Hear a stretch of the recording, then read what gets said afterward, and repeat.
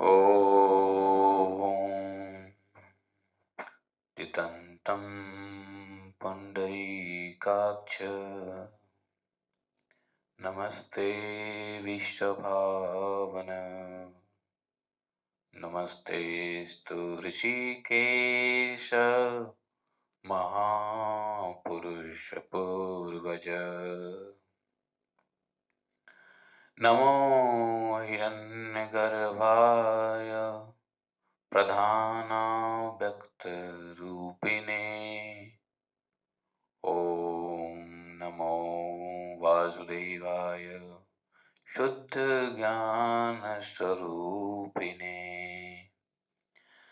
देवानां दानवानां च सामान्यम् अधिदैवतम् सर्वदा चरणद्वन्द्वं व्रजामि शरणं तव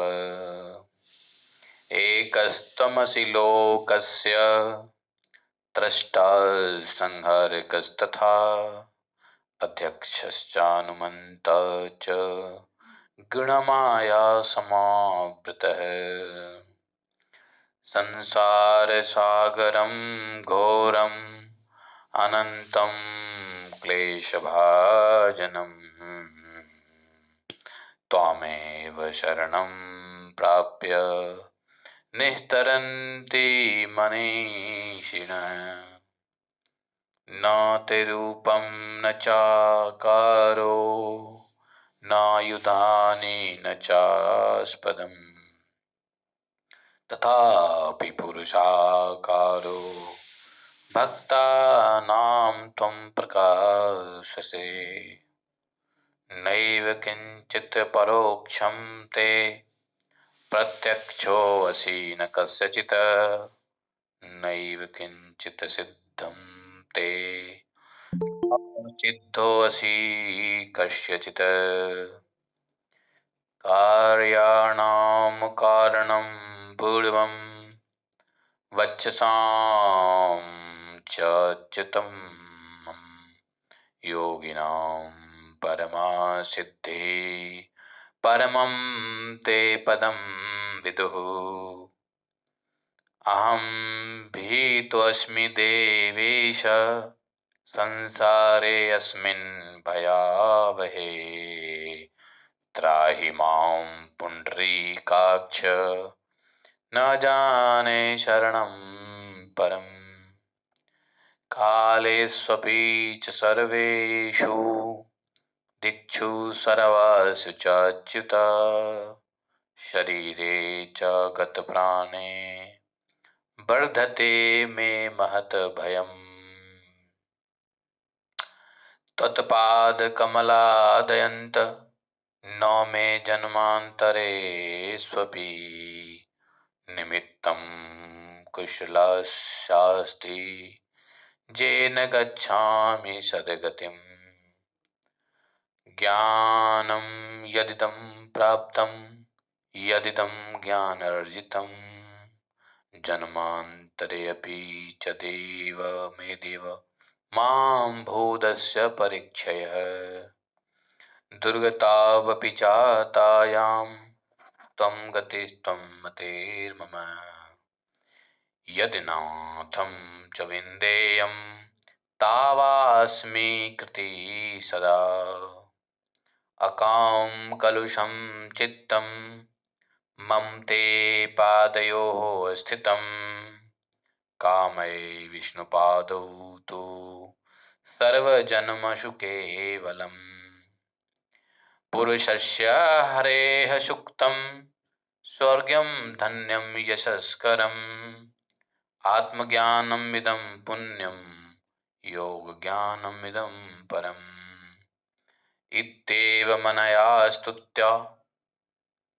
स्तुत्वा देवं दिने दिने किङ्करोऽस्मीति चात्मानं देवायैव निवेदयेत् हरे कृष्ण कृष्ण कृष्ण हरे हरे हरे राम राम राम हरे हरे, हरे कृष्णा कृष्ण कृष्ण हरे हरे, हरे राम राम राम हरे हरे।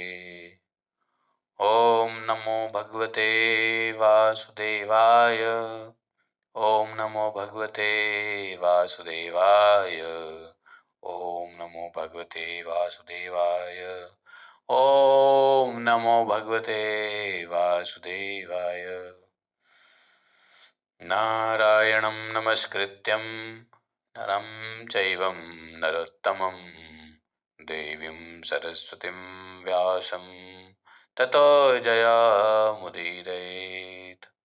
नष्टप्रायस्वभद्रेषु नित्यं भागवत सेवया, भगवतेरुत्तमश्लोके भक्तिः भवति नैष्ठकी। ॐ जन्मान्तस्य त्वन्वयादितरतः चार्थेष्वभिज्ञस्वराट्, तेने ब्रह्महृदयादिकवये मुह्यन्ति यत् सूर्यः। तेजो वारिमृतां यथा विनिमयो यत्र त्रिसर्गो अमृषां, धाम्ना स्वेन सदा निरस्तकुहकं सत्यं परमं धीमहि। धर्मः प्रोजितकैतवत्र परमो निर्मत्सराणां सतां, विद्यं मातृवस्तु शिवदं तापत्रयोन्मूलनम्। श्रीमद्भागवत महामुनि कृते किं वा परमेश्वरः, सद्यो हृदयवदत्त कृतिभिः शुश्रूषे तत्क्षणात्। निगमकल्पतरोर्गलितं फलं सुखमुखाद्द्रवितसंयुतं, पिबत भागवतं रसमालयं मुहुरः रसिका भुवि भावुकाः। हरे कृष्णा। तो आज 3 मार्च दिन रविवार, श्रीमद् भागवतम के 7वें स्कंध का अंतिम अध्याय 15वां अध्याय श्लोक संख्या 41 से पढ़ेंगे। आहु शरीरम यथमिंद्रियाणि हयान भूभूषणं शशेन्द्रेशं, वर्तमानि मात्राधीषणां चासूतं सत्त्वं बृहन्नदमिष्टशिष्टम्। अक्षं दशप्राणमधर्मधर्मौ चक्रे अभिमानं रथनं च जीवं, धनुरेतस्य प्रणवं पठन्ति शरं तु जीवं परमेव लक्ष्यम्। ॐ अज्ञानतिमिरान्धस्य ज्ञानाञ्जनशलाखया चक्षुरुन्मीलितं येन तस्मै श्रीगुरवे नमः। हरे कृष्णा। जय श्री राधे। माइक चेक, आवाज आ रही है?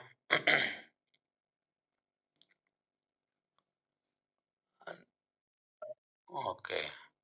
क्या हुआ, आज भक्ति वृक्ष क्लास नहीं थी प्रचार के लिए? मोना माता जी आ गई रविवार को हैं?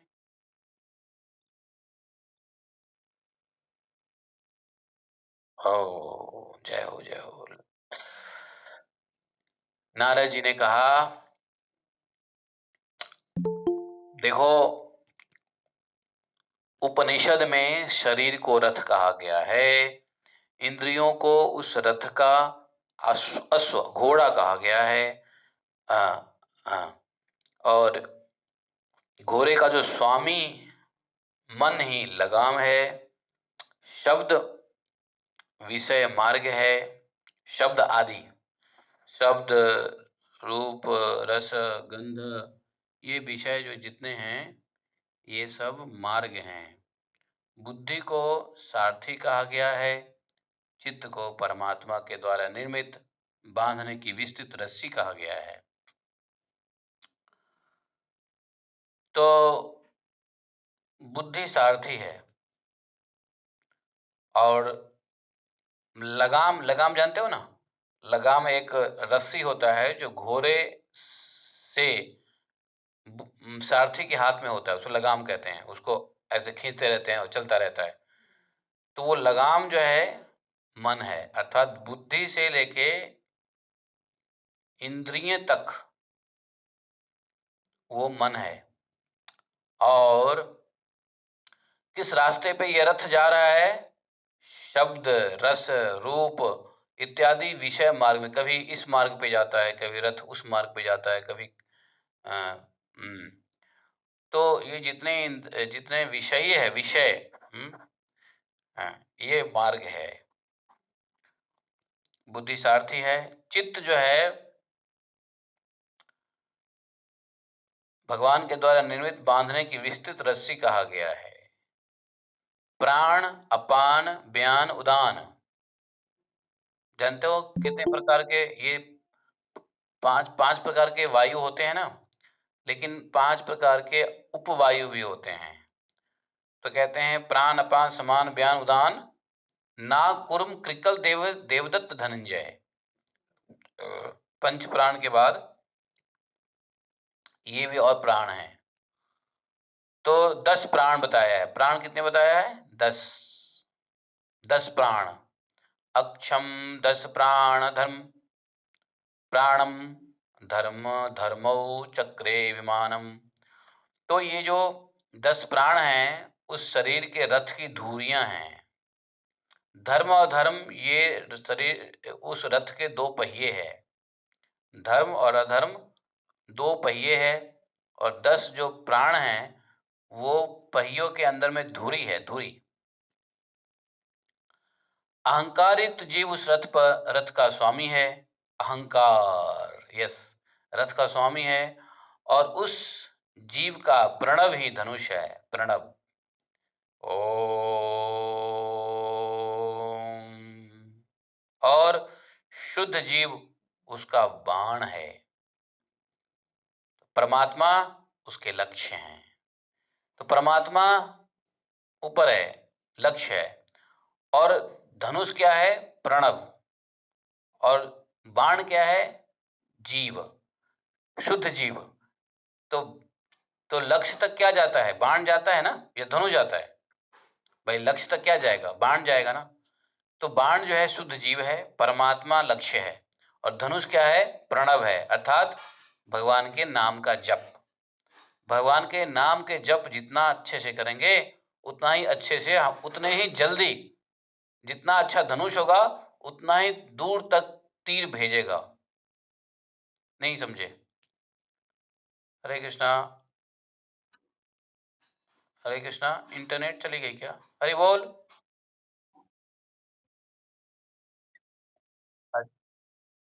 वीडियो ऑफ हो गया? हाँ पता नहीं, वीडियो अपने आप ऑफ कर दिया गूगल वालों ने। हाँ, वीडियो अटक गया था। ठीक है। तो ये क्या है? प्रणव जो है, प्रणव, प्रणव मतलब ओम, या ट्रांसडेंटल वाइब्रेशन है। Pranav means transcendental vibration. Om, या फिर हरे कृष्ण महामंत्र, ओम नमो भगवते वासुदेवाय, इत्यादि इत्यादि जो भी मंत्र हैं। तो मंत्र को कहा गया धनुष, भगवान के नाम महामंत्र को। और इस धनुष के ऊपर बाण लगता है जीव का, और धनुष छोड़ा जाता है धनुष से, तो जीव कहाँ जाएगा? सीधा परमात्मा को। कितना बढ़िया ये रथ बनाया है। तो रथ की कॉन्सेप्ट को समझ गए हम लोग। अच्छा, उसमें राग द्वेष, नारद जी कह रहे हैं रागो द्वेषश्च लोभश्च शोक मोह भयम मदः मानो अवमानयो सूया च माया हिंसा च मत्सरः। देखो, राग, द्वेष, लोभ, शोक, मोह, भय, मद, मान, अपमान, असूया,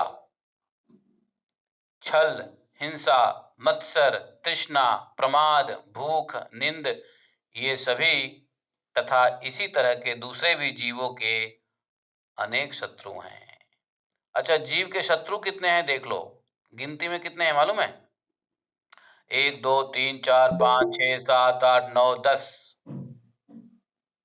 11 12 13 14 15 16 17, ये 17 जीव के शत्रु हैं। अपने शत्रुओं को पहचानो। 17 शत्रुओं के नाम याद है?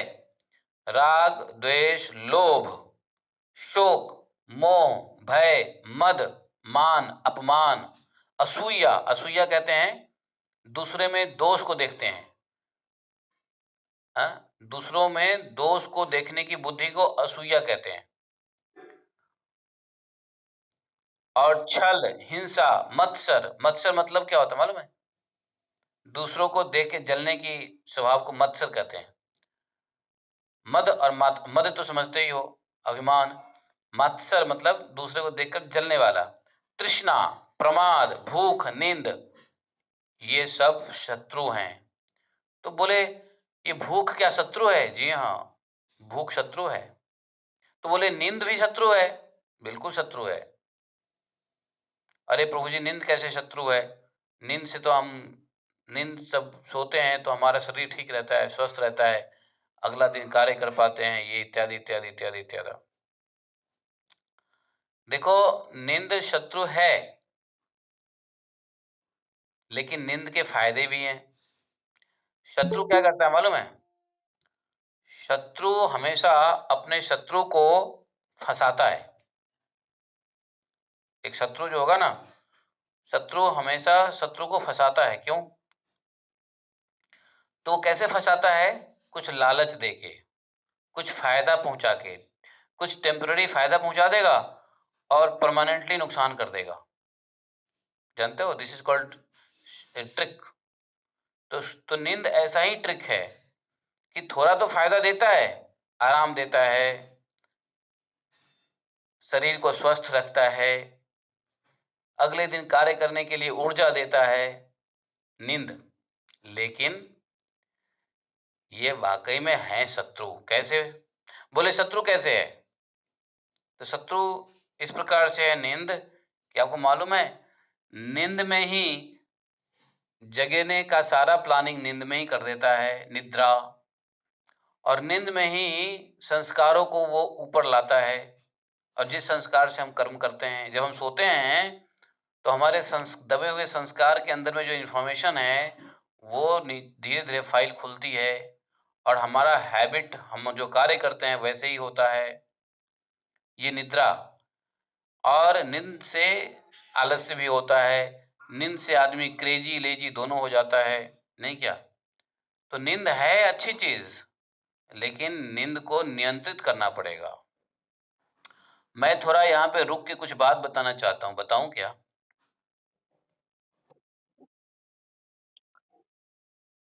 नींद जो है, जैसे जैसे अग्नि है।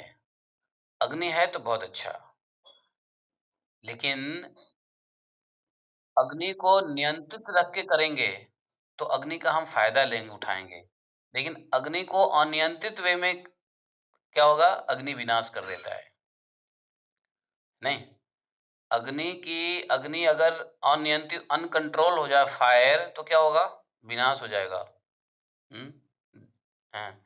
और यदि अग्नि को हम नियंत्रित करके प्रयोग में लाएंगे तो हम उसे खाना बना सकते हैं, हम उसे भोजन बना पका सकते हैं, नहीं क्या? हम उसे थोड़ा सा गर्मी प्राप्त कर सकते हैं, ऊष्मा प्राप्त कर सकते हैं। भोजन को पचा सकते हैं। तो नियंत्रण बहुत जरूरी है। इसलिए निद्रा है जरूरी, लेकिन इसको भी नियंत्रण की आवश्यकता है। तो निद्रा को 3 प्रकार से नियंत्रित करने की आवश्यकता है आत्म कल्याण के लिए। 3 प्रकार से यदि हम निद्रा को नियंत्रित कर लेंगे तो हमारा काम बन जाएगा। बोलो 3 कौन कौन से प्रकार से? तो एक, निद्रा कम भी ना हो, और दूसरा निद्रा अधिक भी ना हो। अधिक भी ना हो, हम लोगों ने कल या परसों बात कर रहे थे ना, प्रभुपाद जी की एक बात हम लोगों ने सुना था, more sleep makes you crazy lazy, और less sleep make you what? Crazy. तो अधिक सोना और अधिक, भगवान गीता में भी कहते हैं, ना अधिक सोने वाला ना अधिक कम सोने वाला योगी हो ही नहीं सकता, ना अधिक खाने वाला ना कम खाने वाला योगी हो ही नहीं सकता। बराबर है? गीता में भगवान ने कहा है कि नहीं कहा? ये बात याद है नहीं हम लोगों को? भाई गीता की बात को मत भूलना, that is our compendium, best compendium है गीता, भगवान ने भी कहा है। तो इसको अधिक और कम, अधिक भी नहीं करना है, कम भी नहीं करना है, अर्थात नियंत्रित करना है। तो ये दो हो गए, निद्रा के दो कंट्रोलिंग नेचर हो गया। थर्ड, निद्रा को और कंट्रोल करने की आवश्यकता है, बताओ कैसे? अरे भाई, जब जाग लिया, सो लिया, जब जागने में और सोने में हमारे नियंत्रण है, तो फिर बाकी तीसरा क्या नियंत्रण है? निद्रा को कैसे? तो सोते वक्त जब हम सो जाते हैं तो निद्रा एक काम करती है, मालूम है शत्रु, हमें फायदा पहुंचाती है निद्रा, लेकिन अंदर में शत्रुता का भी काम करती है। कैसे? कि जब हम निद्रा में होते हैं तो हमारे जो अनकॉन्शियस, सबकॉन्शियस में जो संस्कार बैठे पड़े हैं, चित्त में जो संस्कार बैठे पड़े हैं, उस संस्कार को निद्रा जगा देती है। हाँ भाई, जब हम जगे हुए हैं, जब हम व्हेन वी आर अवेक, तो हम कॉन्शियस माइंड में हैं। जब हम सोए होते हैं तो अनकॉन्शियस होते हैं, नहीं क्या? और जब हम डीपली सोए होते हैं तो सबकॉन्शियस में होते हैं। कॉन्शियस, सबकॉन्शियस, अनकॉन्शियस, चेतन मन, अवचेतन मन, और क्या है? चेतन, अचेतन, अवचेतन। तो कॉन्शियस, सबकॉन्शियस, अनकॉन्शियस। तो हम जगे हुए हैं, अभी हमारा माइंड क्या है? कॉन्शियस है। और जब हम थोड़ा सा सो जाएंगे तो क्या होगा? अनकॉन्शियस हो जाएगा। लेकिन जब हम गहरी निद्रा में जाते हैं तो हम सब कॉन्शियस में घुस जाते हैं, और सब कॉन्शियस में जाते हैं तो हमारे जो चित्त में संस्कार है, उस संस्कार की फाइल को ये निद्रा खोलने लग जाती है। और वो संस्कार जब हम जग के उठते हैं तो वो संस्कार के मुताबिक हम काम करते हैं। ये डेली बेसिस पे इतना सूक्ष्म रूप से होता है कि हमको पता ही नहीं होता। जैसे इसका एक एग्जाम्पल है, जैसे मान लो हमको पता है कि आज हमको क्या करना चाहिए, आज हमको अच्छे से अच्छे कार्य करना चाहिए, लेकिन आप सुबह उठ के प्लानिंग कुछ करो और दिन में होता कुछ और है। होता है कि नहीं होता है? दिन दिन में सोच लो। हाँ, आप दिन का प्लान बनाओ, हफ्ते का प्लान बनाओ, मंथली प्लान बनाओ, और ईयरली प्लान बनाओ।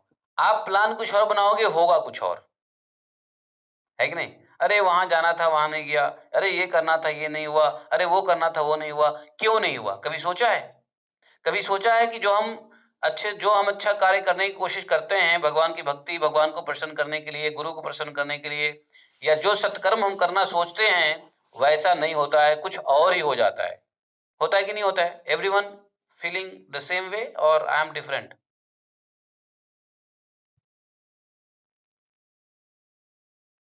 आप लोग भी हमारे ही कैटेगरी में है लगता है। नो मोर डिफरेंस क्या?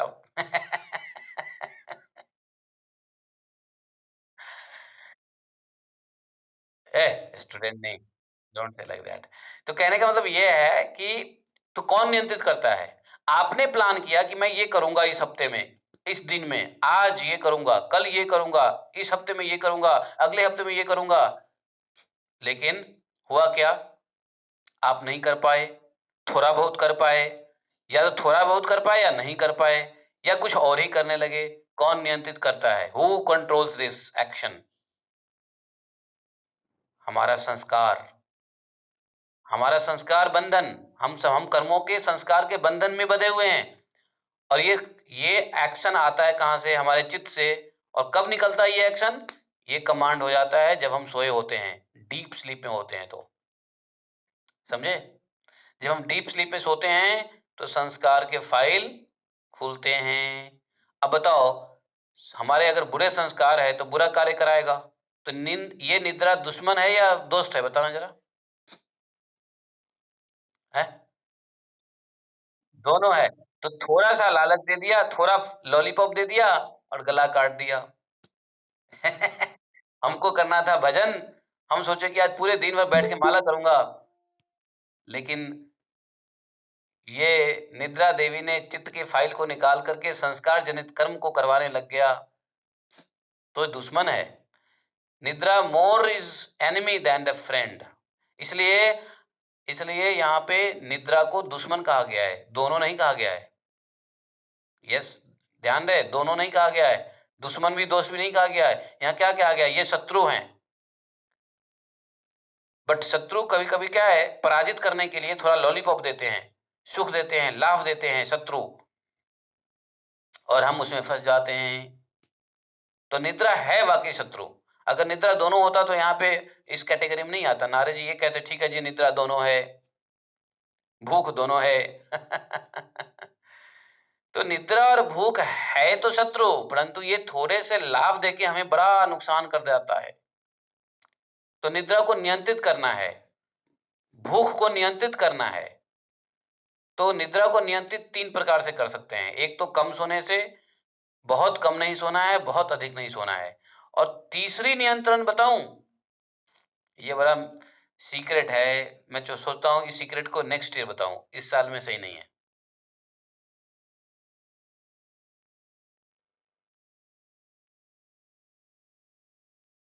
अरे थोड़ा पेशेंस रखो, इस सीक्रेट को 2025 में बता देंगे।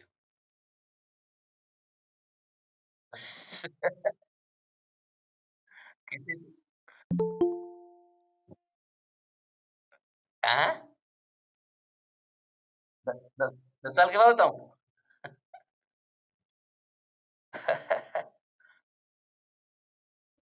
सच्ची? हाँ, बस देख लीजिए, ये नारद जी शायद आप ही के लिए उपदेश कर रहे हैं नारद कुंड से।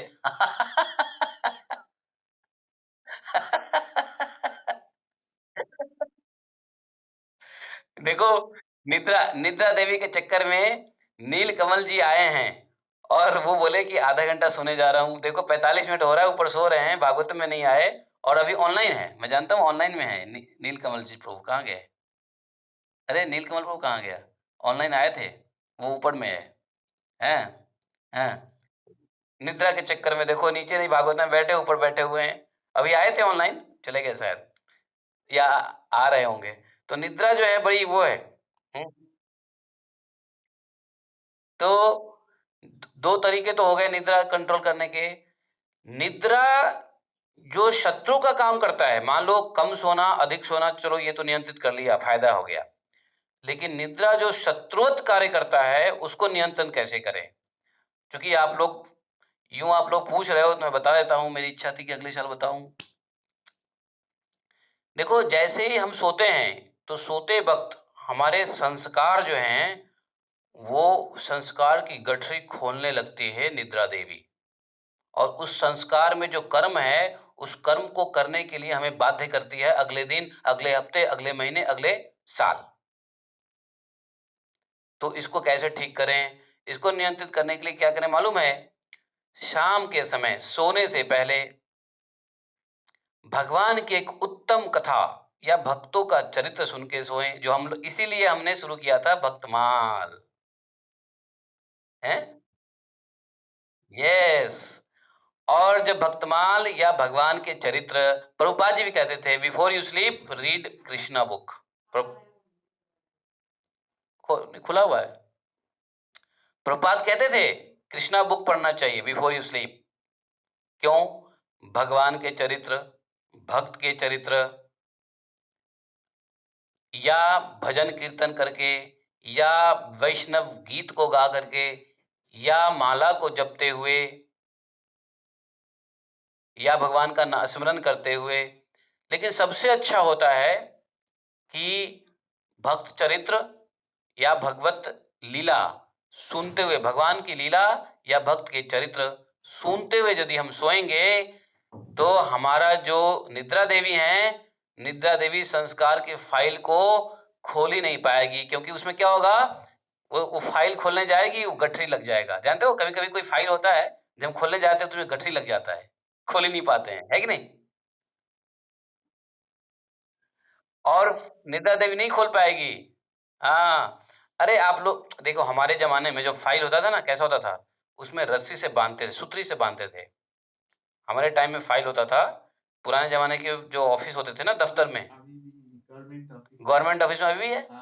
उसको फाइल को बंद करते हैं और उसको नॉट लगाते हैं। अभी नील कमल जी आ गए हमारे सामने, निद्रा देवी को गले लगा के। निद्रा देवी को गले लगा के।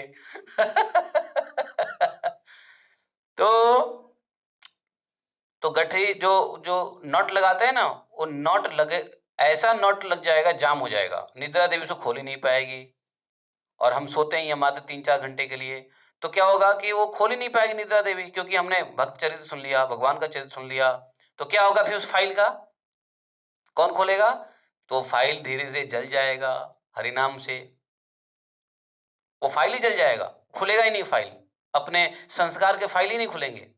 तो इसलिए यदि हम भक्त चरित्र और भगवान के लीला का गुणगान करते हुए सोएंगे, तो निद्रा को ऐसे कंट्रोल कर सकते हैं, और निद्रा के जो शत्रुता वाली गुण है उसको नष्ट कर सकते हैं। सिर्फ निद्रा से हम फायदा फायदा लेंगे। Only profit, no loss.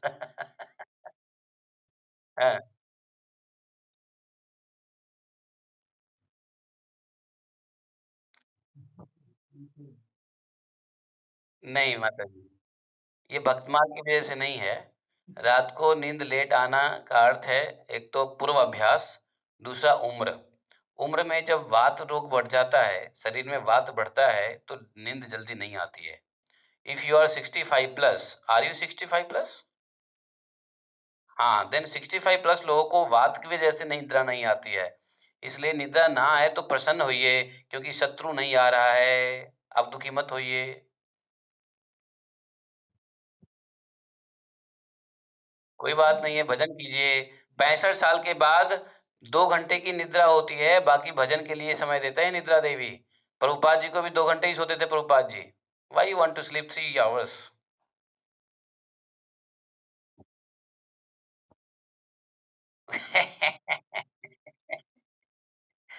दिन में थोड़ा आराम कर लीजिए, दिन में थोड़ा आराम कर लीजिए। ये उम्र में क्या होता है ना, थोड़ा दिन में आराम कर लीजिए, और रात्रि में जल्दी नींद नहीं आएगा। जैसे-जैसे उम्र बढ़ता है तो वात बढ़ता है, वात बढ़ता है तो आपकी स्लीपिंग टाइम डिस्टर्ब होता है, डिले होगा, अर्ली उठोगे और डिलेड सोओगे।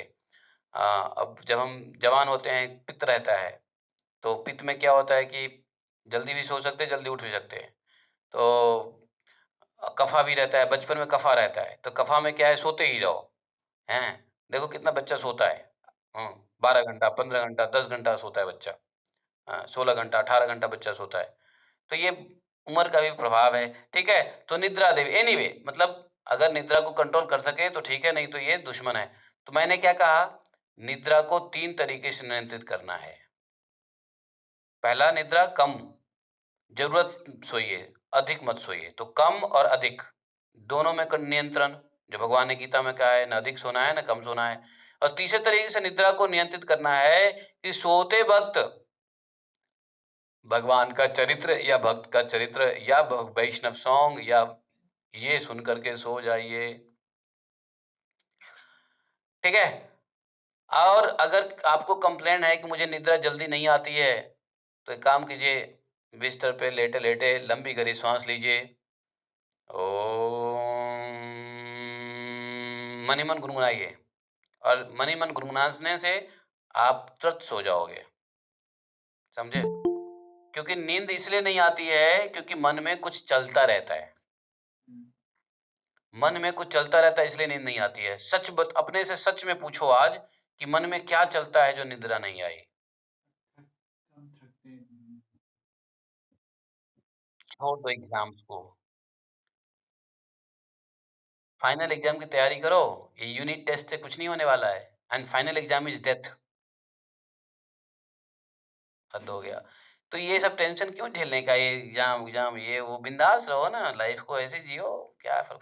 तो इसलिए ऐसा है, मन में अगर कोई चिंता होगी तो नींद नहीं आएगा।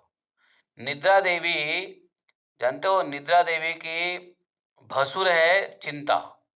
भसुर समझते हो? भसुर, भसुरा, भसुर नहीं समझ, भैंसुर, भैंसुर बोलते हैं मिथिला में। ए, राम राम राम राम, ए भैंसुर, भैंसुर नहीं जानते हो? जीवन बेकार है। उपेंद्र जी कहाँ गए? उपेंद्र जी, भैंसुर समझाओ कौन होता है? क्या है उपेंद्र जी? अरे भैंसुर, भैंसुर, नहीं नहीं, अरे, अपने पति के जो बड़े भाई होते हैं उसको क्या बोलते हो आप? हाँ, भाषु ठीक है, बंगाल में भाषुड़, भाषुड़ ही समझ लो। तो उसको उसको उसको भोजपुरी में भसुरा बोलते हैं, और मिथिला में भैंसुर बोलते हैं, भैंसुर। तो तो क्या होता है भैंसुर, क्या होता है भैंसुर, जानते हो? जब अपने पति के बड़े भाई आते हैं तो लगाना होता है और दूरी मेंटेन करना होता है, मालूम है आपको? ये रूल है, ये संस्कार है कि पति के बड़े भाई के शरीर को छूना नहीं, पैर नहीं छूना, हाथ से कुछ देना नहीं होता है, मालूम है? ये रूल है, दूरी बना के रखना होता है। आप लोग को मालूम है कि नहीं ये संस्कार?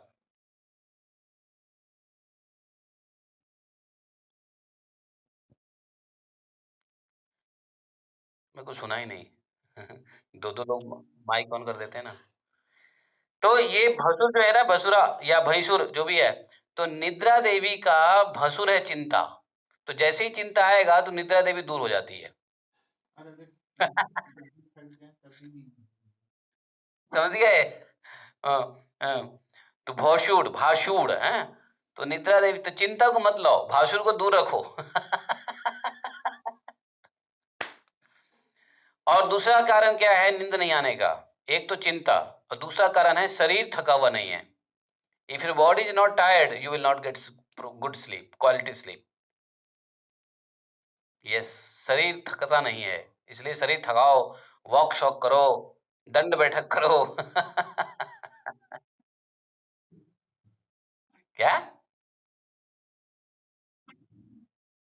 अब जिसको ज्यादा नहीं, अब देखो भागवतम को डॉक्टरी में ले गए यार, क्या है भागवतम को हॉस्पिटल में ले गए। अच्छा, शत्रु। बहुत नींद आती है, इसका मतलब है कि तमोगुण बढ़ा हुआ है। तमोगुण में नींद ज्यादा आता है और सतोगुण में नींद नहीं आता है। सतोगुण क्या होता है? प्रकाश रहता है, प्रकाश। हाँ, तो तमोगुण को कैसे कम करें? इसके लिए भक्ति वेदांत हॉस्पिटल में आ जाना शनिवार को, वहां ट्रीटमेंट करेंगे।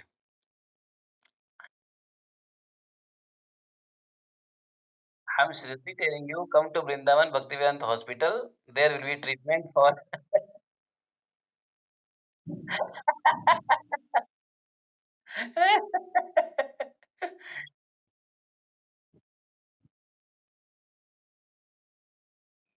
हाँ, कुछ लोग कहते हैं नींद आ रहा है तो आपको बहुत बढ़िया है, जिसको नींद नहीं आती है ना वो आपको कहेंगे हे भगवान, भगवान कितनी कृपा है, आपको नींद आ रहा है। ये तो देखो, कोशिश करिए, भगवान ने क्या कहा? भगवान ने, आप लोग भूल जाते हो गीता में, किसी भी प्रश्न के उत्तर के लिए ना भगवान की बातों को याद करो, ये समस्या है। आप लोग बात की याद नहीं करते भगवान की। भगवान अगर कोई कुछ हमें आदत छोड़ना है, लगता है कि यह मुश्किल है, तो क्या करना चाहिए? भगवान ने क्या कहा है? अभ्यास वैराग्य योगेन। देखो, अर्जुन ने क्या पूछा? मन को नियंत्रित करना बड़ा मुश्किल है, तो जो कुछ भी मुश्किल है उसके लिए भगवान ने उत्तर क्या दे दिया? अभ्यास वैराग्य। अभ्यास करो और वैराग्य हो जाओ। वैराग कैसा? खाने पीने से। तो अगर ज्यादा नींद आ रहा है तो खाने पीने में देखो कहाँ गड़बड़ी है, खाने पीने के टाइम में गड़बड़ी हो सकता है, खाने पीने की चीजें में गड़बड़ी हो सकती है। अगर ज्यादा नींद आता है तो मेरा एक ट्रीटमेंट है, लिख लो, एक मेडिसिन दे रहा हूं। अगर ज्यादा नींद आ रहा है तो आप अपने भोजन में 15 दिन नमक को छोड़ दीजिए, और देखिए आपके नींद कम हो जाएंगे। सारा तमोगुण खत्म हो जाएगा ये नमक से। हाँ, आप 8 दिन नमक छोड़ के देखो ना, देखो कैसे आप जल्दी उठ जाओगे। आपको नींद ही नहीं आएगी, अब जितना जरूरत होगा उतना ही सोओगे आप। आप लोग भोजन बना लेते हो बढ़िया सा, सॉल्टी, टेस्टी, डिलीशियस, स्टम्पटियस, क्या बोलते हैं, स्टम्पटियस, स्टम्पटियस, मटर पनीर ऐसे बनाएंगे। स्टम्पशियस, वॉट एवर, स्टम्पटियस, स्टम्पटियस जो भी है। तो कहने का मतलब यह है कि अपने भोजन में अगर वाकई निंद्रा पे नियंत्रण करना है, अधिक सोने वाले को नमक छोड़ देना चाहिए। जैसे ही बिना नमक भोजन करोगे, तेल से कोई दिक्कत नहीं है, मिर्ची से कोई दिक्कत नहीं है, मसाले से कोई दिक्कत नहीं है, सिर्फ नमक नहीं डालो, क्योंकि स्वाद का राजा नमक है। King of taste is salt. सब कुछ डाल दो, नमक ना डालो तो क्या होगा? हैं? हैं? वही खाइए, बस तो यही खाइए। देखिए आपके शरीर से कैसे ये दूर हो जाएगा तमोगुण। मिल गया ये दवाई? हाँ मुन्ना माता जी, समझ गए?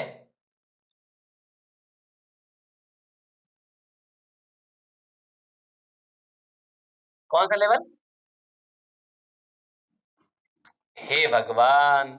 आप, ये डॉक्टर बोलता है ना, मैं बोल रहा हूँ जरा नमक छोड़ के देखो कैसे निद्रा पे कंट्रोल होगी।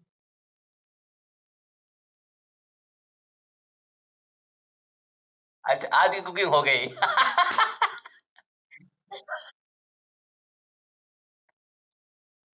देखो, जो मैं इलाज बता रहा हूँ उसको करके देखो। अगर यदि, क्योंकि ये इलाज मेरे गुरुजी ने दिया है। मुझे ये बहुत सोने की आदत थी। एक समय था, मैं सुबह में रात को 3 बजे सोता था, पढ़ा के, क्योंकि हम पढ़ते पढ़ाते थे। तो जानते हो, हम 11 बजे ट्यूशन करके आते थे तो 3 घंटा खुद पढ़ते थे। दिल्ली में मैं ट्यूशन पढ़ाता था, कभी-कभी मेरे बैच 10 से 11 बैच चलते थे। 8 से 9, 9 से 10, 10 से 11 बैच चलते थे। 11 बजे मैं ट्यूशन पढ़ा के फ्री होता था। फिर मैं थोड़ा-सा कुछ खा के हल्का-सा, फिर खुद पढ़ने बैठता था और 2-3 बजे तक खुद पढ़ता था। लेकिन 2-3 बजे तक की जो पढ़ाई होती थी ना, प्रभु जी, पूरे 24 घंटे क्या 48 घंटे की पढ़ाई के बराबर हो जाता था 2-3 घंटे की पढ़ाई। हाँ, और 3 बजे फिर ढाई 3 बजे सोता था। और फिर जो व्यक्ति ढाई 3 बजे सोएगा कितने बजे उठेगा? 9 बजे, हैं? तो मेरी भी ऐसी आदत हो गई थी। फिर किसी सद्गुरु ने आकर के समझा दिया। जानते हो वो कौन सद्गुरु थे? मैं नाम नहीं बताऊँगा, या कहो तो बता दूँ?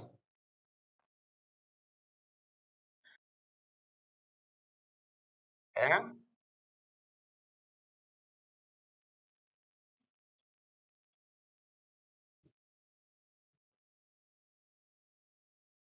किसकी तरह?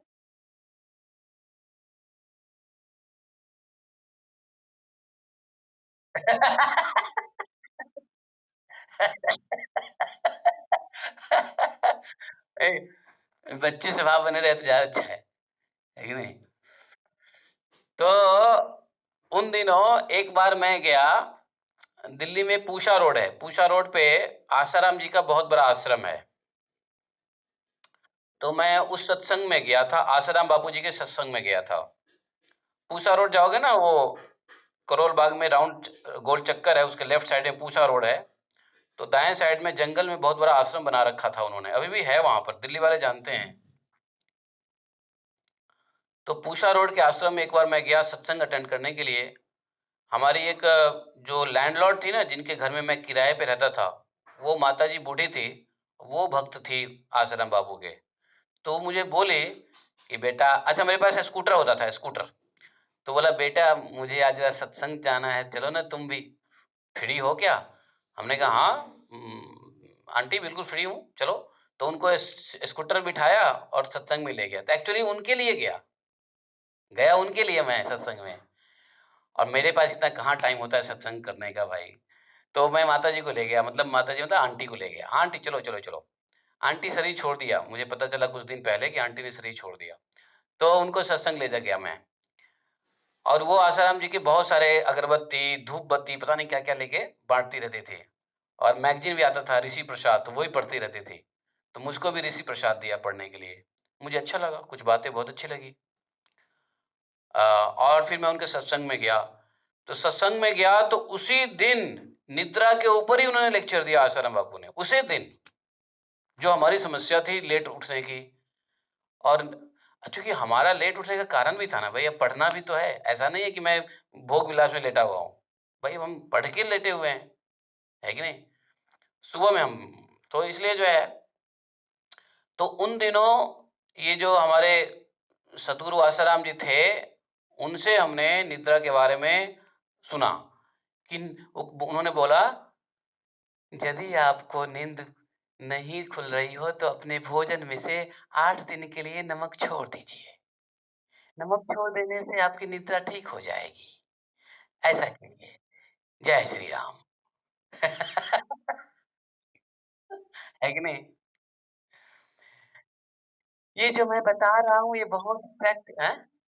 हाँ, हाँ, बिल्कुल। तो हमने क्या किया, फिर मैंने देखा कि आश्रम बाबूजी कह रहे हैं तो बात मान लेते हैं। तो चूँकि पढ़ने की वजह से निद्रा लेट उठता, लेकिन जब पढ़ना नहीं होता था छुट्टी के दिन में, तो भी निद्रा हैबिट थी। तो हमने क्या किया फिर 5-7 दिन 8 दिन के लिए नमक हम खुद ही उन दिनों हम खुद खाना बनाते थे। कभी आलू और रोटी या जैसे है ना रोटी बाहर से ले आए कुछ, जो भी है, तो बिना नमक का जो है ना।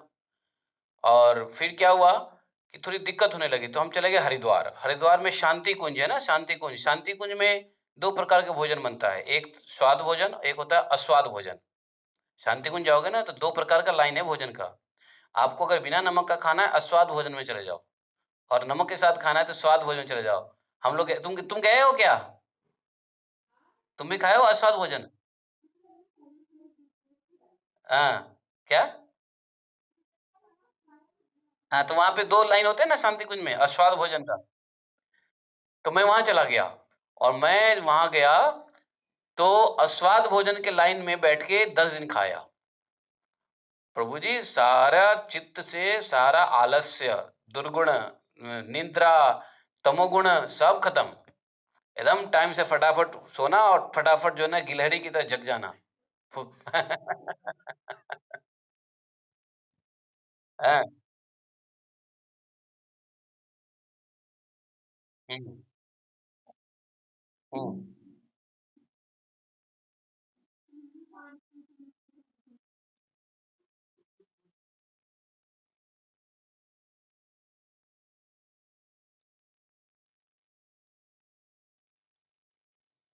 नमक नमक छोड़ने के बहुत उपाय है।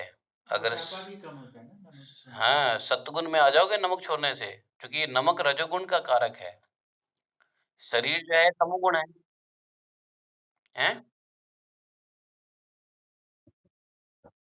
कोई नुकसान नहीं है। जितना सॉल्ट चाहिए ना आयोडीन, वो सलाद में मिल जाता है। सलाद में, सब्ज़ी में आयोडीन मिल जाता है।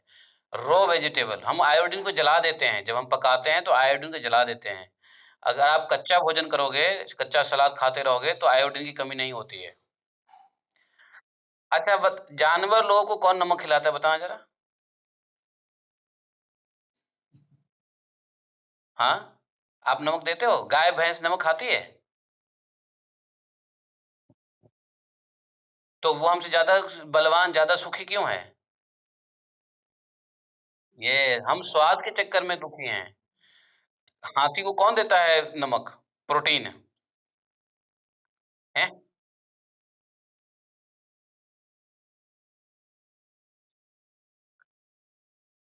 अरे आपने दे दिया है, नमक नहीं, वो कंदमूल जो खाते हैं, पेड़ पत्ते खाते हैं, उसी से मिल जाता है सॉल्ट, आयोडीन। हाथी को कोई नमक अलग से नहीं मिलाता है। हाथी नमक फैक्ट्री में जाके नमक नहीं खरीदता है। कहाँ दिया जाता है? वो हम देते हैं, गाय को चाहिए नहीं। वो मनुष्य बेवकूफ़ मनुष्य देता है, वैसे गाय को चाहिए ही नहीं। गाय भैंस को नमक चाहिए ही नहीं, हम देते हैं। राम, राम। नहीं, जो आदमी के पास नहीं रहते, हाँ, जो जंगल में रहते हैं, जो गाय भैंस जंगल में है, वो कहाँ से नमक खाएँगे? हैं? देखो दही चावल खाओ बिना नमक के, सही है। नमक, चीनी, देखो चीनी जो है तमोगुण में डालेगा और नमक जो है रजोगुण में डालेगा। मीठा तमोगुण बढ़ाएगा और नमक रजोगुण बढ़ाता है। तमोगुण और रजोगुण, ज़्यादा मीठा खाने वाला व्यक्ति तमोगुणी बन जाता है। ये ब्राह्मणों को तो मीठा बहुत ज़्यादा प्रिय होता है। तो जो मीठा होता है कफ कारक होता है, कफ तमोगुण होता है। समझे? मीठा जो है कफ कारक होता है। और ये जो होता है ना सॉल्ट, नमक, नमक क्रोध कारक होता है, रजोगुण होता है, क्रोध कारक। नमक से क्रोध बढ़ता है ना, बीपी हाई होता है ना। तो चलो हम कहाँ थे, कहाँ आप लोग ले गए मुझे उड़ा के, हे भगवान! कुछ एक्स्ट्रा बताने जाओ कि पूरा खींच लेते आप लोग हमको।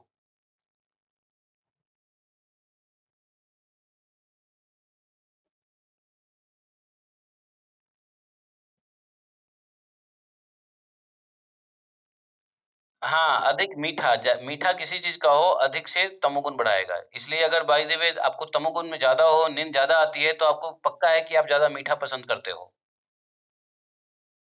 वह तो कारण। अरे भाई मैं, बाबा मुझे कोई टेस्ट, ब्लड टेस्ट नहीं चाहिए, हम आपके खाने पीने से समझ जाएंगे क्या परेशानी चल रही है आपके साथ। तो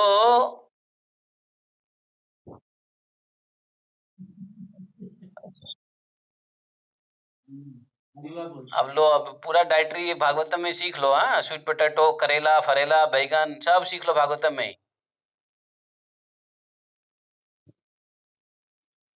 नहीं, स्वीट पोटैटो भी स्वीट होता है।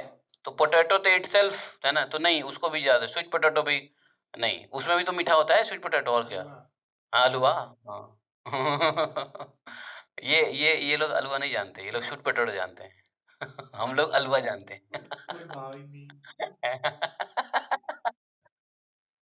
शकरकंद, यस। तो जब जब कंद में शक्कर मिला हुआ है तो उसको नहीं खाने का। ऐसा कंद खाओ जिसमें शक्कर ना हो।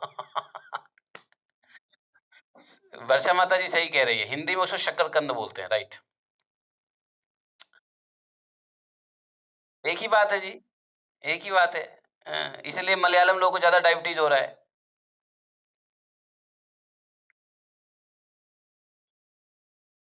पूरे भारत में डायबिटीज का केंद्र सेंटर है केरला, मालूम है। केरला में 10 घर में 9 घर में डायबिटीज है।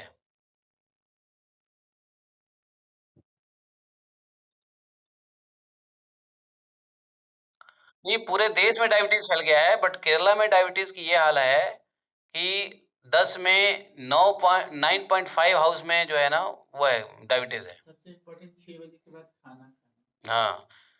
नहीं, केरला वालों में प्रॉब्लम क्या है, केरला में सब एनआरआई है, पैसा बहुत है, और महिलाएं कुछ काम करती नहीं है, सबके लिए मशीन आ गया है। बैठे बैठे खूब खाती है, बैठे हुए टेलीविजन देखती है। कोई एक्टिविटी है नहीं, है। तो भी सबको प्रॉब्लम है। और खाना भी कैसा है, ज्यादा राइस, खूब राइस, खूब राइस, सांबर राइस। एनीवे, खैर।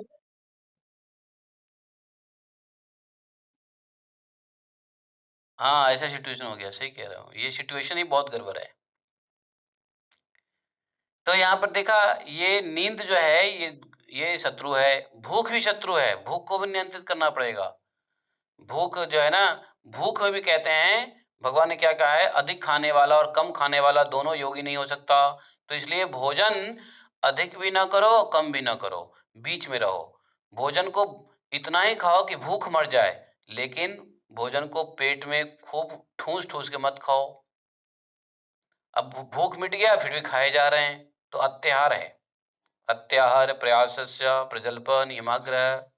हम्म, जनसंघर्ष लौल्यम च योग षड्वी विनश्यति, है ना। तो अति आहार भी नहीं, तो इसलिए खाना भी, भूख जो है, क्या होता है, भूख शत्रु क्यों है। जब भूख लगता है ना, तो मन करता है खाए जाओ, खाए जाओ, खाए जाओ। जब अधिक खा लोगे तो क्या होगा, नुकसान करने लग जाता है। तो आपके शरीर में क्या करेगा, निद्रा पैदा करेगा। अधिक भोजन निद्रा को आमंत्रित करता है। तो ये जो अधिक भोजन है ना, भोजन भोजन जो है, निद्रा की मौसी है, या बहन कह लो। क्योंकि अधिक खा लोगे तो अपनी बहन के पास चली जाएगी, निद्रा देवी को बुला लेगी, आ बहन तू भी आ जा।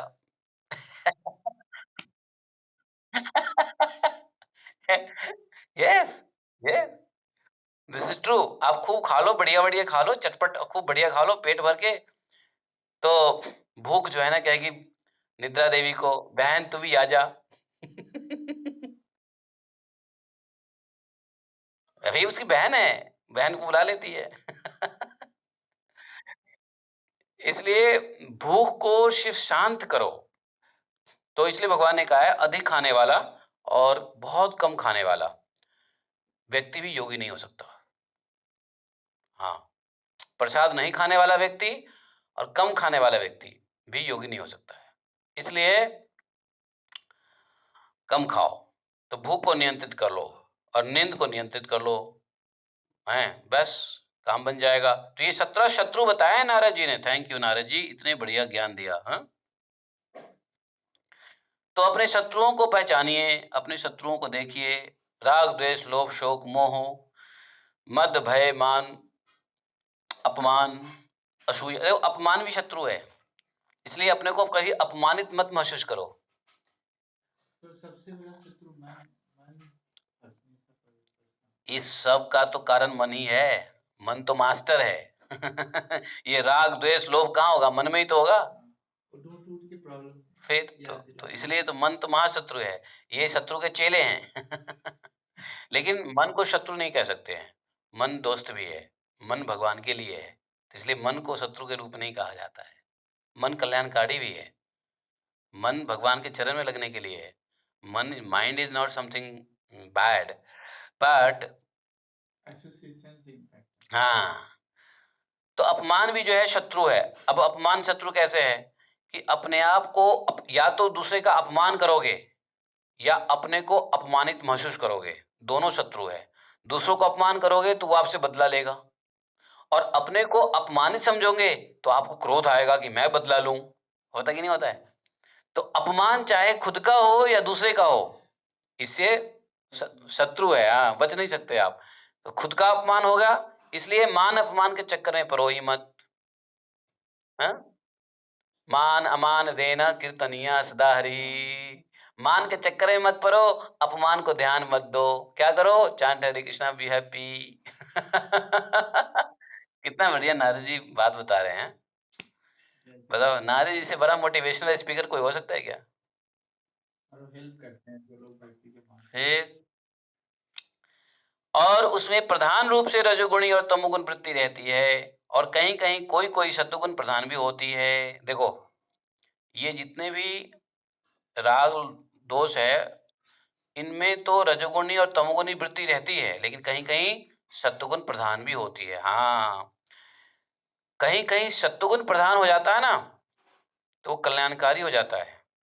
जैसे मान लो किसी को अपमान कर दिया,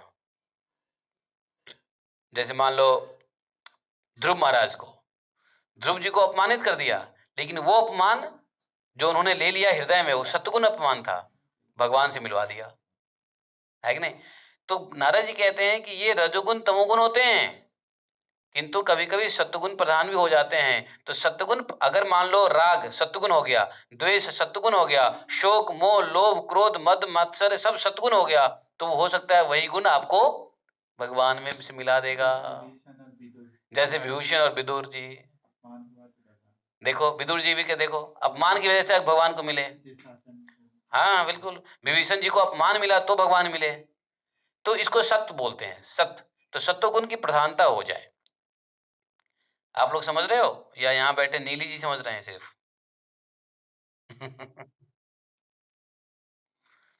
तो ये नारद जी कह रहे हैं ये सब ज्यादातर रजोगुणी तमोगुणी होते हैं, कभी कभी सत्वगुण बन जाते हैं जिससे कल्याण हो जाता है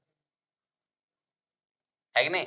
हाँ, तो ये समझना पड़ेगा कि रजोगुण तमोगुण ना होने दें। ये अगर हो तो सत्वगुण हो, क्रोध हो तो सत्वगुण क्रोधी हो, मद हो तो सत्वगुण मदी हो, है कि नहीं? अपमान हो तो सत्वगुण अपमानित हो, है कि नहीं? आगे कहते हैं नारद जी, देखो नारद जी की जो ये ये कथा है, नारद जी जो ये दे रहे हैं, ये बड़ा मिलियन डॉलर्स का है, मिलियन डॉलर्स कह लो, अमूल्य है। हाँ? नहीं, युधिष्ठिर महाराज को है। अब कह रहे नारद जी कि देखो, जब तक मानव शरीर रूप रथ अपने वश में है, जब तक मानव शरीर रूप अपने वश में है और इसके इंद्रिय मन आदि संपूर्ण साधन अपनी इच्छा अपनी अच्छी दशा में है, तब तक ही आचार्य के चरण कमलों की हाँ तीक्ष्ण बनी हुई ज्ञान की तलवार को लेकर भगवान के आश्रय में इन शत्रुओं का नाश करके अपने स्वराज्य सिंहासन पर अर्थात स्वरूप अवस्था में स्थित हो सकते हैं। अत्यंत शांत भाव से इस शरीर का भी परित्याग कर दें। तो पहले क्या करना है? इस शरीर रूपी रथ को बस में करना है। इस शरीर रूपी रथ को तोड़ना नहीं है। इस शरीर रूपी रथ को मेंटेन करना है। और ये जितने भी इंद्रिय मन आदि जो साधन की अपनी अच्छी दशा हैं, उसमें कहते हैं कि आचार्यों के ज्ञान की तलवार से क्या करना चाहिए, इस रथ को भी खत्म कर देना है। एक समय है कि शांति से इस रथ को भी छोड़ दो। तो जिस रथ में हम बैठे हैं उस रथ को भी लेना ही, ये रथ जा नहीं सकता है भगवत धाम, तो छोड़ दो, ये शरीर नहीं जाएगा भगवत धाम, तो इस शरीर को भी छोड़ना पड़ेगा। कैसे? शांति से। कैसे? गुरु आचार्य के ज्ञान की तलवार से। जब ज्ञान होगा तो हम इस शरीर को शांति से छोड़ने का प्लान बनाएंगे, नहीं तो तरफ तरफ के छोड़ेंगे। देखो लोग कितना तरफ तरफ के तोड़ता है, छोड़ता है शरीर। तरपने का मतलब क्या है? इच्छाओं। अब बैठे हुए हैं, मरने का समय आ गया लेकिन फिर भी इच्छाएं भाग रही है। अरे अरे बेटे कहाँ है, अरे बेटी नहीं आई, अरे सुनो वो नहीं आया उसको बुला दो जरा, मैं मर रहा हूँ, अरे ये काम कर दो, अरे मेरा लॉकर का ये पासवर्ड ले लो तुम भाई। है कि नहीं? मोह है कि नहीं? मतलब आदमी मरा मरे पड़ा हुआ है, उसको चिंता है कि वसीयत लिखी कि नहीं लिखी, अरे वसीयत में कितना % किसको दिया, अरे क्या ये होना था ये नहीं हुआ, अरे वो होना था नहीं। हे भगवान। मरने के बाद लोग अंगूठा हाँ, मरने के बाद क्या लगाते हैं? अंगूठा लेके अंगूठा लेके लगा देते हैं। खैर, तो कहने का अर्थ है कि शांति, जब ज्ञान होगा तो अनासक्ति होगी, ज्ञान होगा तो वैराग्य होगा, ज्ञान होगा तो डिटैच होगा, और जब डिटैच हो जाएगा तो शरीर शांति में छोड़ेंगे। जब शरीर शांति में छोड़ेंगे तो दूसरे रथ में नहीं बैठेंगे, भगवत धाम चले जाएंगे। नहीं तो एक रथ को अशांति में छोड़ा तो दूसरे रथ को पकड़ना पड़ेगा। एक रथ छोड़ा तो दूसरे रथ को पकड़ना पड़ेगा। योनि भी बदल वही तो योनि है, नीचे भी। वही तो है कि अभी सोने के, अभी ये शरीर जो है सोने के रथ है, पता चले कि आपको प्लास्टिक के रथ पे जाना पड़ा। पता चले कि मिट्टी के रथ पे जाना पड़ा, गलत गलत शरीर में जाना पड़ा, अलग अलग योनि में जाना पड़ा, इंफीरियर बॉडी में जाना पड़ा। है कि नहीं? तो इंफीरियर रथ भी, chariot can be inferior also, chariot can be superior, तो दिस इज सुपीरियर चैरियट। ये क्या है? ये सुपीरियर रथ है हमारा शरीर, मनुष्य शरीर सुपीरियर रथ है। अगर इस रथ को अगर हम शांति से नहीं छोड़ेंगे, ज्ञान वैराग्य से नहीं छोड़ेंगे, भगवत ज्ञान से नहीं छोड़ेंगे, तो फिर ये सुपीरियर रथ से इंफीरियर रथ में जाएंगे। जहां छोड़ना असंभव है। सिर्फ मनुष्य शरीर ही शांति से छोड़ सकते हो, बाकी शरीर नहीं छोड़ सकते शांति से, क्योंकि उसमें ज्ञान वैराग्य नहीं होगा। बाकी शरीर में, बाकी जीवन में ज्ञान वैराग्य नहीं होता है। भैंस जाएगा गुरु के पास, क्यों ज्ञान दो। कुत्ते जाएंगे गुरु के पास, मनुष्य में कुछ किया हुआ है तो वो जरूर याद है। जरूर याद आएगा। तो कहने का अर्थ यह है कि नारद जी कह रहे हैं, नहीं तो थोड़ी सी भी, नारद जी कह रहे हैं न चेत प्रमत्तमा, थोड़ी सी भी चूक अगर हो जाए, थोड़ी सी भी असावधानी हो गए, तो इंद्रिय रूप दुष्ट अश्व और उससे मित्रता रखने वाली बुद्धि स्वामी को उल्टे पुल्टे रास्ते में ले जाएगा। देखो कितना बढ़िया रथ बता रहे हैं कि अगर थोड़ी सी भी असावधानी हुई तो इंद्रिय के रूप में जो घोड़ा है, और मित्रता रख, घोड़े से मित्रता बुद्धि की होती है, तो बुद्धि के साथ बुद्धि रूपी सारथी इंद्रिय रूपी दुष्ट घोड़े स्वामी को कहाँ ले जाएगा? उल्टे रास्ते ले जाएगा, और उन विषयों के रूप में लुटेरे के बीच ले जाएगा, जहां लुट जाएगा वो। और वे लुटेरे घोड़ों और साथी सारथी के साथ इस जीवन को मृत्यु जैसे अंत भयंकर घोर अंधकार में शरीर के कुएं में डाल देगा, संसारी कुएं में। देखो, ये संसारी कुएं में ले जाके डाल देगा, अगर सावधानी हटी दुर्घटना घटी। वैदिक कर्म, नारद जी कह रहे हैं कि प्रवृत्तिम च निवृत्तिम च। देखो हम लोगों ने कई बार बात किया है ना, निवृत्ति मार्ग प्रवृत्ति मार्ग। तो नारद जी कह रहे हैं प्रवृत्तिम च निवृत्तिम च द्विविधम कर्म वैदिकम। दो प्रकार के कर्म होते हैं, एक तो प्रवृत्ति मार्ग जो विषयों की ओर ले जाता है, एक है निवृत्ति मार्ग जो विषय से दूर ले जाता है। तो ऐसे कर्म जो वृत्तियों को उसके विषय की ओर लौटाकर शांत साक्षात्कार के योग्य बना देते हैं, वो निवृत्ति परक मार्ग है। ऐसा कर्म, ऐसा वृत्ति, ऐसा ऑक्यूपेशन, वृत्ति मतलब क्या? ऑक्यूपेशन। अंग्रेजी में समझो ज़्यादा अच्छा है, आजकल लोगों को अंग्रेजी ज़्यादा समझ में आती है। वृत्ति बोलेंगे तो नहीं समझ में आएगा, ऑक्यूपेशन से ज़्यादा क्लैरिटी आती है। जैसे हाँ, तो वृत्ति का अर्थ सहयोग भी होता है। वृत्ति, वित्त, हाँ, तो वित्त का सहयोग भी वृत्ति है, तो इसलिए छात्रवृत्ति है ना। तो वृत्ति जो है ऐसी ऑक्यूपेशन जो आपको शांत करे, साक्षात करे, भगवान से मिलाए, जीवन को भगवत मार्ग पे ले चले, तो उस कर्म को निवृत्ति पर कर्म कहते हैं। Occupation is called detached occupation. और यदि ऐसा ऑक्यूपेशन जो आपको भगवान से दूर करे, धाम से दूर करे, तो उसको कौन सा बोलते हैं? उसको प्रवृत्ति वृत्ति कहेंगे, प्रवृत्ति बोलते, वृत्ति। ज्यादातर तो ऐसा ही है। तो इसलिए ऑक्यूपेशन शुड बी कृष्णा क्या बोलते हैं, भगवत मार्ग में ले जाए, ऐसा ऑक्यूपेशन होना चाहिए, न कि भगवत मार्ग से दूर ले जाए। तो आइडेंटिफाई करो ऐसा ऑक्यूपेशन है तो छोड़ दो इमिडिएटली। अरे भैया कहाँ जा रहे हैं, हम गलत रास्ते जा रहे हैं इस ऑक्यूपेशन से, है ना। तो यहाँ नारद जी कह रहे हैं दो प्रकार की वेद में क्या है, दो प्रकार की वृत्ति बताई गई है, प्रवृत्ति और निवृत्ति। तो जो भगवान के विषयों की ओर ले जाए वो प्रवृत्ति, जो संसारिक विषयों की तरफ ले जाए प्रवृत्ति, और जो भगवत वृत्तियों की तरफ संसारिक वृत्तियों से हटा दे वो निवृत्ति, कर्म। तो कहते हैं देखो, शत्रु मरणार्थ किए जाने वाले शेन, याग इत्यादि हिंसामय कर्म हैं। हिंस्त्रम द्रव्यम काम्यम अग्निहोत्राद्य शांतिकम दर्शस्य पूर्णमासस्य चतुर्मासस्य पशुसुतः। तो शत्रु के मारने के लिए किए जाने वाले कार्य हिंसा में कर्म है। अग्निहोत्र, पूर्णमास, चतुर्मास, पशुयाग, सोमयाग, विश्व देव बलिहरण इत्यादि द्रव्य में कर्म इष्ट शब्द वाच्य है। और देवालय, बगीचा, कुओं आदि बनवाना, प्याऊ, ये सब पूत कर्म है। पूर्त कर्म सकाम भाव से युक्त होने पर अशांति के ही कारण होते हैं। तो ये सब जो है अशांति के कारण बताए हैं। हाँ, क्या करना है, करना क्या है? हे राजन, प्रवृत्ति परायण पुरुष मरने पर चरु, पुरोडास इत्यादि यज्ञ संबंधी द्रव्य के सूक्ष्म भाग से बने शरीर को धारण करके धूमाभिमानी देवता के पास जाता है। तो नारद जी यहाँ बता रहे हैं कि कौन कौन से ऑक्यूपेशन करोगे तो कहाँ कहाँ जाओगे। चलो, हमको तो ऑक्यूपेशन करना ही नहीं है, तो कहाँ जाने की बात ही नहीं है। तो ये कहते हैं कि जो जैसा करेगा, उसके बाद रात्रि कृष्ण पक्ष दक्षिणायन के अभिमानी देवताओं के पास जाकर चंद्रलोक में पहुंचेगा।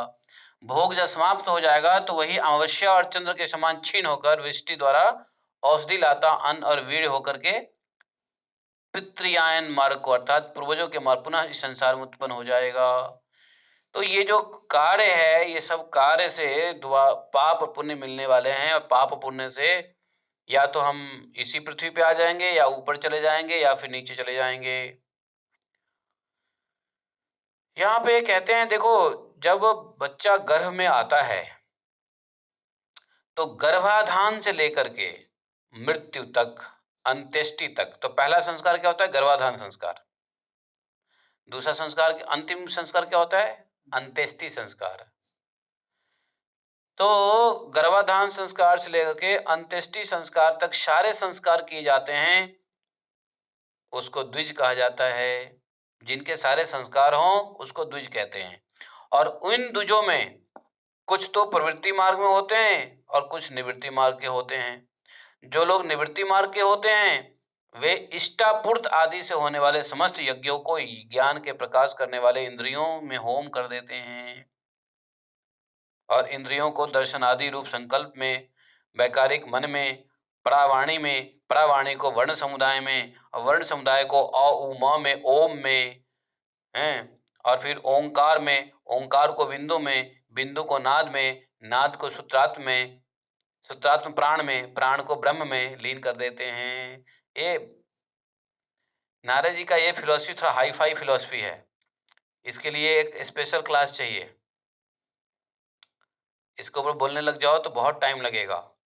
जो नारद जी भी बता रहे हैं कि किस प्रकार से ये द्विज का प्रवृत्ति मार्ग और द्विज का निवृत्ति मार्ग, और फिर उससे किस प्रकार से धीरे धीरे इंद्रियों को संकल्प में, मन वैकारिक मन को वाणी में, वाणी को फिर वर्ण समुदाय में, मतलब कौन सा वर्ण समुदाय? ओम, अर्थात साउंड, वाणी, साउंड को ओम में, और ओम को फिर किसमें? बिंदु में, और बिंदु को नाद में, नाद से प्राण में, प्राण को ब्रह्म में लीन कर देता है। तो ये है निवृत्ति मार्ग, ठीक है, अर्थात योग का मार्ग। और दूसरा मार्ग जो है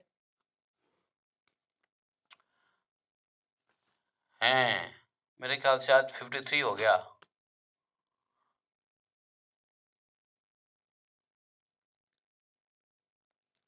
तो अग्नि सूर्यो देवा प्राहन शुक्लो रोकोत्तरम स्वराट। जो निवृत्ति कर्मनिष्ठ ज्ञानी शरीर को त्यागता है, परित्याग करता है, तो पहले सर्वप्रथम अग्न्याभिमानी देवता के पास जाता है, और उसके पास सूर्य अभिमानी देवता के पास जाता है, फिर दीनाभिमानी देवता के पास जाता है, उसके बाद वह सायं काल अभिमानी देवता को जाता है, फिर शुक्ल पक्ष अभिमानी देवता के पास जाता है, उसके पश्चात पूर्ण अभिमानी देवता के पास जाता है, उसके बाद उत्तरायण अभिमानी देवता के पास जाएगा, फिर उसके बाद वो ब्रह्म लोक को जाएगा। अब ब्रह्म वहां का भोग समाप्त होने पर क्या होगा मालूम है? सूक्ष्म स्थूल उपाधिक विश्व अपनी स्थूल उपाधि के सूक्ष्म में लीन करके सूक्ष्म उपाधिक तेजस में हो जाता है, और वह तेजस कारणोपाधिक प्रज्ञा हो जाता है, और पुनः सबके साक्षी के रूप में सर्वत्र घूमता रहता है, और फिर कारणोपाधि का लय करके वह तुरीय अवस्था में चला जाता है। तुरीय अवस्था, वाह वाह वाह वाह वाह, नारद जी ने तुरीय अवस्था बताया इसको। और फिर उस तुरीय अवस्था में दृश्य का लय हो जाने के कारण वह शुद्ध आत्मा बन जाता है, और जब वह शुद्ध आत्मा बन जाता है तब मोक्ष पद को पा लेता है। अरे बाप रे, इतना लंबा जर्नी है। साइंस है तो ये साइंस है, लोग इसको समझते नहीं है, इसलिए घुसते नहीं है। कैसे घुसेंगे? तो देखो, ये आत्मा शुद्ध कब होता है, शुद्ध आत्मा कब रह जाता है, वो नारद जी ने बता दिया यहाँ पर। और जब आत्मा शुद्ध रह जाता है तब वो आत्मा परमात्मा में विलय हो जाता है, अर्थात मोक्ष पद पा लेता है।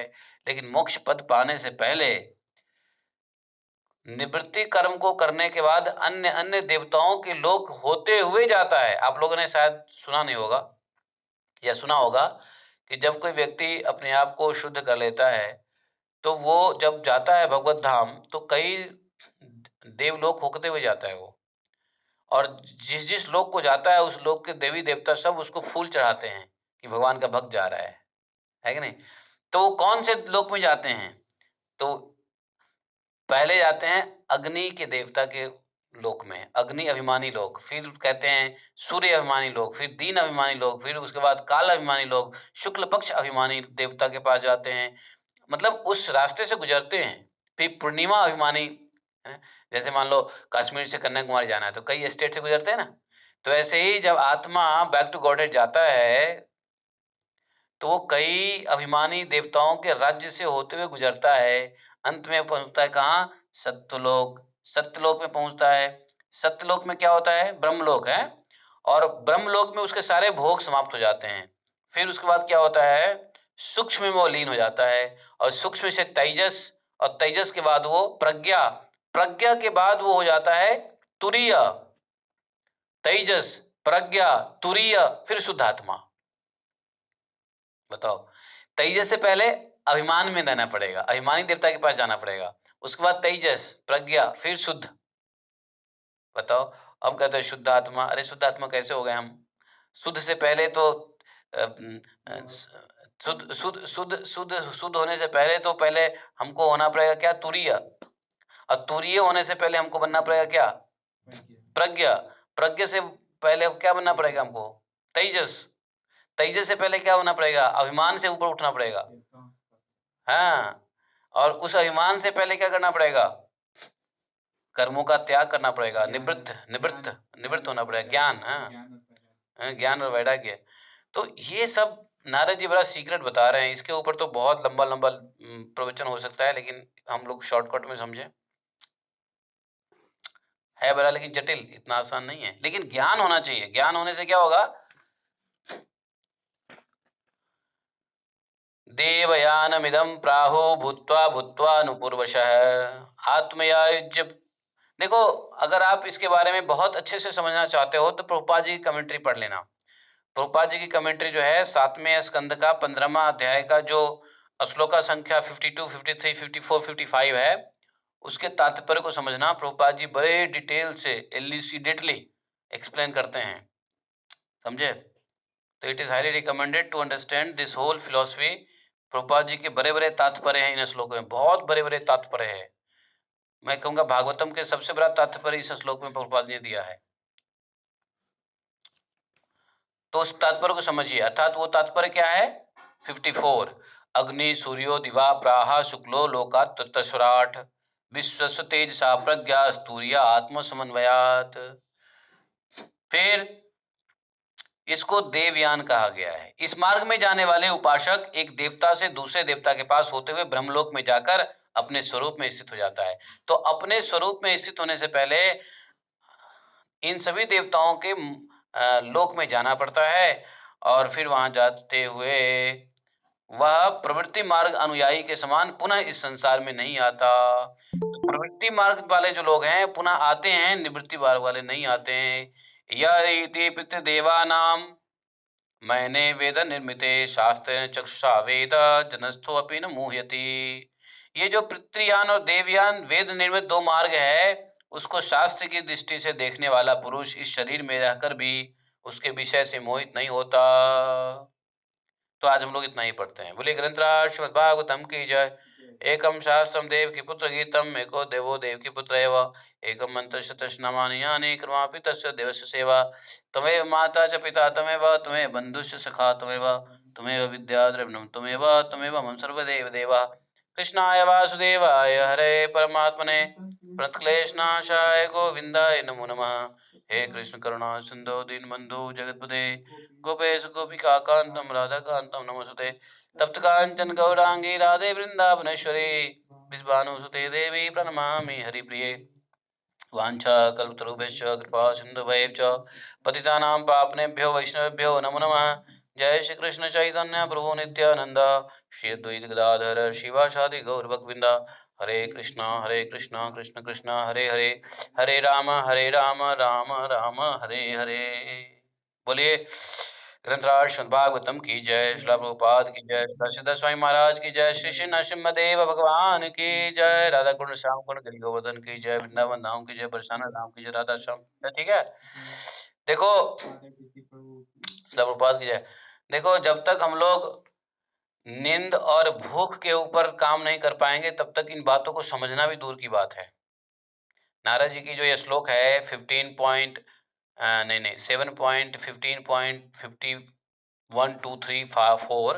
ये श्लोक हम तब तक नहीं समझ सकते हैं जब तक हम अपने ये जो शत्रु है ना, इन शत्रुओं पर अधिक नियंत्रण ना कर लें, तब तक इसको समझना मुश्किल है, समझना ही मुश्किल है। हाँ, तो अभी तो हम लोग भूख प्यास निद्रा में ही लगे हुए हैं, तो नारद जी की ऐसी फिलॉसफी समझना तो अभी दिल्ली दूर है भाई। तो ये बेसिक पे काम कर रहे हैं ना हम। अभी तो भय आहार भय निद्रा मैथुन पे ही काम कर रहे हैं। प्रभुपाद जी ने तो जस्ट हम लोग को भक्ति के रास्ते में जन्म दे दिया है बस, कि दिस इज अ पाथ। उन्होंने क्या किया है, आउट ऑफ द ट्रैक को ट्रैक पे ला दिया गाड़ी को बस। जो आउट ऑफ द ट्रैक था जीवन, उसको ट्रैक पे लाके रख दिया है, और इसमें हमें गति देना है, हमें इसमें गति देना है ना। हाँ, गति कहाँ से आएगा? ईंधन से। ईंधन जलेगा तो गति पैदा होगा। तो कहने का तो ये है कि आहार निद्रा भय मैथुन में ही लगे हुए लोग क्या नारद जी की इस बातों को समझेंगे, हम लोग जैसे लोग।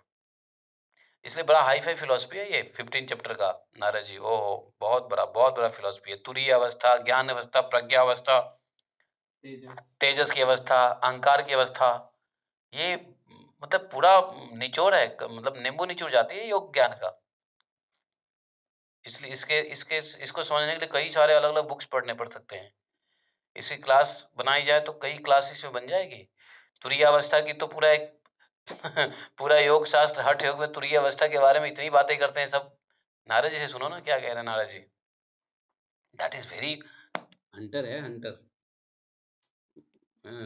भागवतम में क्या हंसते हंसते हम लोग सुन लेते हैं तो लगता है अरे भागवतम तो हमने सुन लिया, भागवतम पढ़ लिया।